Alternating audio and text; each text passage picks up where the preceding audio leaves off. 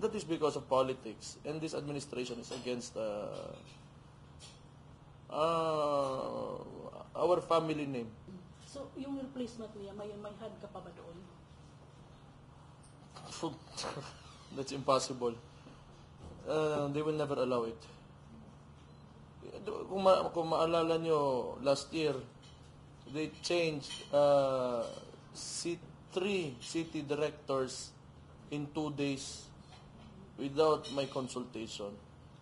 And under the law, the city mayor should, be allowed to choose kung sino yung city director niya. And probably that won't happen. Like I said, that is because of politics, and this administration is against our family name. Meron siyang shortlist recommended na 3 tao. I am not expecting it. Pero pinakita niya sa inyo.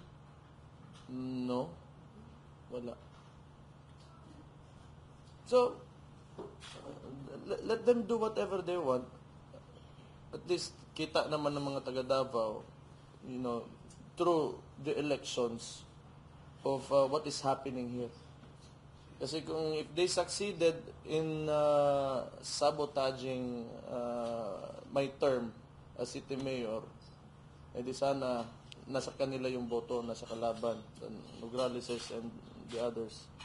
But the Davaoenos clearly manifested what they want in the elections, and that is to continue this administration under Rodrigo Roa Duterte as mayor and me as the vice mayor of the city.